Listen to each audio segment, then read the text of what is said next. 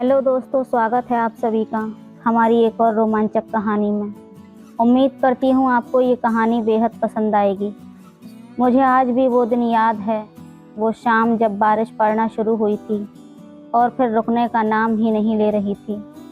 संजना उस समय 16 साल की थी और मेरे पास ट्यूशन पढ़ने आती थी। उस दिन वो अपने घर नहीं जा पाई थी। उसके पापा ने मुझे फ़ोन करके कहा, क्या संजना आपके घर आपके पास रुक सकती है? बारिश के कारण इधर आने का कोई रास्ता नहीं है और सुबह तक भी साफ नहीं होगा। मैंने कहा ठीक है।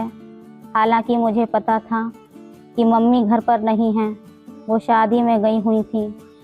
मुझ पर तो जैसे भूत सवार हो गया था। मैं संजना को देखकर थोड़ा असहज था, पर उसे यकीन दिलाया कि वो चिंता ना करे। वो मुझे कुछ अजीब नज़रों से देख रही थी, लेकिन मैं उसे बताने से बच रहा था कि मम्मी घर पर नहीं हैं। संजना के पापा ने दोबारा फ़ोन किया तो उसने उनसे झूठ बोल दिया कि आंटी घर पर ही हैं। उसने कहा, आप चिंता ना करें, सुबह जब रास्ता साफ हो जाएगा तब मैं खुद आ जाऊंगी। संजना को रात में मेरे साथ रुकने की बात सोचकर मुझे अजीब सा महसूस हो रहा था। जब वो मेरे पास से गुजरती तो उसकी खूबसूरती मुझे पागल कर देती। संजना घर में ऐसे घूम रही थी जैसे ये उसी का घर हो। वो बहुत खुश नज़र आ रही थी।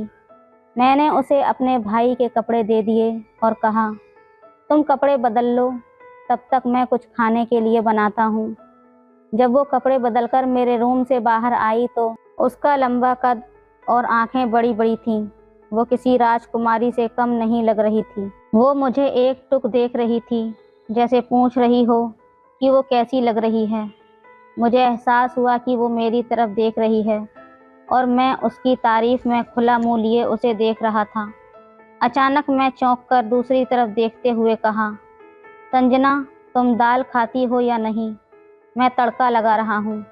दाल और रोटी तैयार करते समय मेरा ध्यान कहीं और था। तभी संजना ने आगे बढ़कर मेरे दोनों हाथों को अपने हाथों में पकड़ लिया और बोली, अरे सर, आप रहने दीजिए, मैं बना देती हूँ। उसने चाकू मेरे हाथ से लिया और उसके छूने से मेरे शरीर में एक अजीब सी गर्माहट भर गई। मैं चुपचाप एक तरफ बैठ गया। संजना ने मुस्कुराते हुए कहा, चिंता मत कीजिए सर, मेरी माँ ने मुझे खाना बनाना बहुत अच्छे से सिखाया है। हम दोनों ने मिलकर खाना खाया और खाते खाते बहुत सारी बातें की। मुझे आज पता चला कि संजना सिर्फ प्यारी ही नहीं बल्कि बहुत ज़्यादा बातूनी भी है, वरना पहले तो वो आती, पढ़ती और चली जाती थी।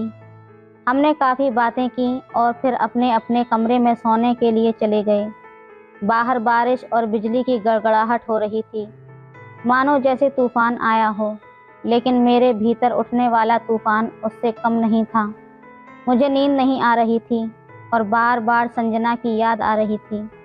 मेरा मन कर रहा था कि मैं उठकर उसके पास चला जाऊं और उसे अपनी बाहों में भर लूं, लेकिन हिम्मत नहीं जुटा पा रहा था। तभी दरवाजे पर खटखने की आवाज़ आई। मुझे पता था ये संजना ही है, क्योंकि घर में और कोई नहीं था। मैंने झट से दरवाज़ा खोल दिया। दरवाज़ा खोलते ही संजना मुझसे कहने लगी, सर, मुझे अंधेरे से बहुत डर लगता है, क्या मैं आपके पास सो सकती हूँ? मैंने कहा, हाँ, क्यों नहीं, तुम एक तरफ सो जाओ। मैंने संजना को बिस्तर पर एक तरफ इशारा करते हुए कहा और वो एक तरफ लेट गई। मैं भी दरवाज़ा बंद करके दूसरी तरफ लेट गया, पर मुझे नींद नहीं आ रही थी। ऊपर से संजना उस नाइट ड्रेस में कुछ इस तरह लेटी थी कि जी चाह रहा था उसे बस देखता ही रहूं। बाहर अचानक बिजली कड़की, जिससे वो डरकर संजना की आंखें खुल गईं। वो दोबारा से बिजली कड़कने से डरकर लेटे लेटे ही आकर मेरे सीने से चिपक गई। मैंने पूछा, संजना, ये क्या कर रही हो? उसने कहा, सर, मुझे बिजली की कड़क से बहुत ज़्यादा डर लगता है, मुझे ऐसे ही सोने दीजिए। मैं आगे कुछ नहीं बोल पाया और उसे अपने कंबल में छुपा लिया। बहुत देर तक उसे मैंने ऐसे ही अपने सीने से लगाकर रखा। फिर मुझे एहसास हुआ जैसे उसकी आंखें खुली हुई हैं। मैंने थोड़ा नीचे देखा तो वो मेरे सीने को देख रही थी। मैंने पूछा, तुम ठीक हो? उसने जवाब में कुछ नहीं कहा, बस अपने दोनों हाथों से मुझे और ज़ोर से पकड़ लिया। अब मैं भी अपने आप पर कंट्रोल नहीं कर सका। मैं उसे पूरी तरह से अपनी बाहों में समेट लिया। और संजना, तुम मुझे बहुत अच्छी लगती हो। क्या मैं तुम्हें थोड़ा सा भी पसंद हूँ? जवाब में उसने अपने दोनों हाथ मेरे सीने से चिपका दिए और मुझे एक अजीब सा एहसास होने लगा। उसकी गर्म सांसें मुझे और भी बेचैन कर रही थीं।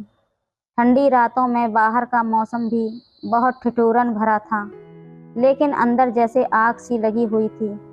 अब मुझसे और भी सब्र नहीं हो पा रहा था। मेरे हाथ अब तेजी से मेरे और संजना के बीच की हर बाधा को हटाने लगे थे।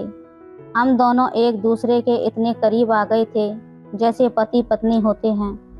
संजना को अधिक जोर देने पर उसकी चीख निकल गई तो मैंने खुद को संभालने की कोशिश की। मुझे लगा संजना भी इसमें पूरी तरह से डूब चुकी है और उसे भी आनंद आ रहा है, तो मैं अपनी मनमर्जी से करने लगा। संजना इस अवस्था में बोली, सर, आप मुझे पहले से ही पसंद हैं, पर डर और संकोच के कारण कभी बता नहीं पाई। उसकी ये बातें मुझे और भी व्याकुल कर रही थीं। इसके बाद संजना कुछ नहीं बोल सकी और बस मेरी आवाज़ें कमरे में गूंजने लगीं। कुछ देर बाद उसकी हाथों की पकड़ ढीली हो गई और वो शांत हो गई, और 2 मिनट बाद ही मैं भी आनंद की चरम सीमा पर पहुंच गया। मुझे ज़िंदगी का असली मतलब यही लगा। कुछ देर इस अवस्था में रहने के बाद हम वापस कंबल में चले गए। उसके बाद कई बार कमरे में तूफान आया और चला गया। हम सोते फिर जागते, फिर सोते फिर जागते, और इसी तरह सुबह हो गई। मुझे सुबह उठकर थोड़ी शर्मिंदगी महसूस हो रही थी। संजना भी मुझसे आंखें नहीं मिला पा रही थी और उसे चलने में भी थोड़ी दिक्कत हो रही थी। उसके पिता उसको लेने आ गए। उसके पिता बिना कुछ कहे चले गए और फिर कभी नहीं आए। मैं संजना से मिलने के लिए तड़प रहा था। जब वो 2 दिन तक नहीं आई तो मैं उसके घर गया और पता चला कि वो पढ़ने के लिए दिल्ली चली गई है। मुझे बहुत अजीब लगा। अगर उसे मैं पसंद नहीं था तो बता देती। मुझे क्यों आगे बढ़ने दिया? मैं उदास हो गया, लेकिन मैं कुछ कर नहीं सकता था। कुछ समय ऐसे ही बीतने के बाद मैं अपनी पढ़ाई पर ध्यान देने लगा। मैंने ट्यूशन पढ़ाना भी छोड़ दिया था। कई सालों की मेहनत के बाद मुझे एक कॉलेज में प्रोफेसर की नौकरी मिल गई।